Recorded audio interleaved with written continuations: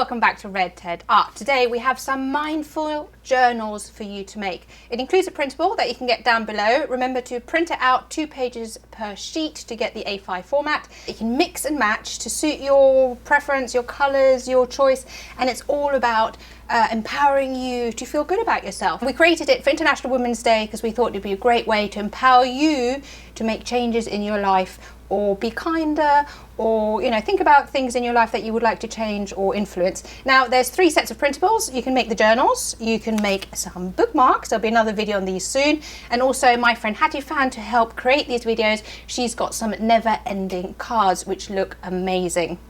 So come on then, let's take a look and see how they're made. So right now I'm going to show you how to assemble the basic diary. You will need your colouring sheets with your phrases. You will need a little bit of card, well actually 2 pieces of card for the front and for the back, and some plain paper. Now to assemble it, you will also need a hole punch, something like a ribbon, or what I've got here is an example of where I made this journal using leather. So I don't know if you've got some of these leather straps.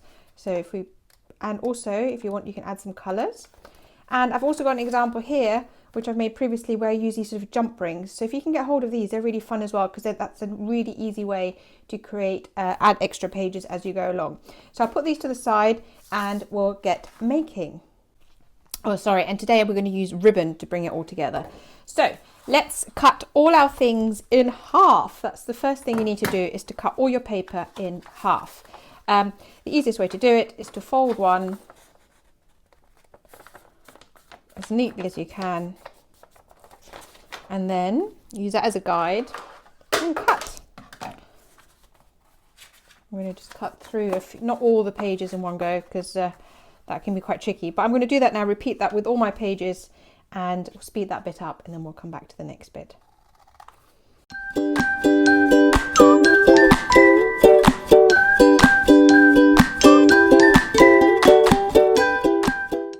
Okay, so they're all cut now. That was really quick. Now, I don't know if you noticed, these are the edges I've cut. I've put all the neat edges to one side, so that it's quite nice if you have the neat edges on this side and on this side the rough edges. It doesn't really matter, to be honest.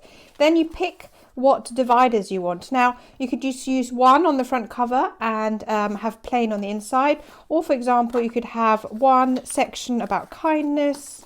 You could have one section about new you. So, you pick whichever ones you want in your book. I usually pick about 6. I think that's quite nice.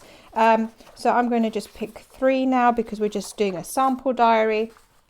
And then also, of course, you need to pick the one to go on the top. Now, here's one I've done earlier and I've coloured it in. This is going to be the front of my diary, but we'll get to that at the very end. What you want to do now is assemble your diary. So I'm going to get these as neat as possible. Get these all lined up like so. Have a front and a back, and then comes my hole punch. Now I quite like having three or 4 holes depending on what kind of hole punch you have. I've got a single hole punch like this. That can be quite handy if you want to position things exactly.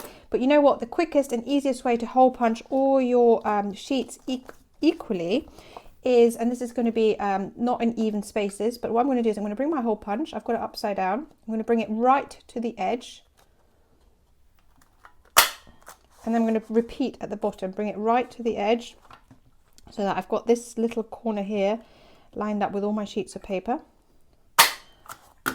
And I quite like this pattern, I think that looks nice. And then basically if you repeat that, you don't have to do any measuring. So as long as you make sure you've always lined up your hole punch at the top. There we go. I'll have to pick up all these little pieces in a minute. And then at the bottom, don't overlap, just have it nicely lined up. And then let's have a look. They should all line up really neatly. Look at that, that's great. Can you see my fingers? And that's a really quick way of doing this, because otherwise you have to sit there and you have to mark out your lines. And I have to say, I'm a little bit lazy and I don't always get that very neat. So I find this method a bit quicker and easier. Here we go. Yeah, look at that. Great. Awesome. So that was really quick. Then I'm going to take my ribbon. So I'm doing a ribbon one today. And I'm going to, actually, I want to use this one, but I'll show you the front cover in a minute. I just want this one because I love the red line running through and I wanted to match my ribbon. So you can use your ribbon to match your design and you carefully thread it through.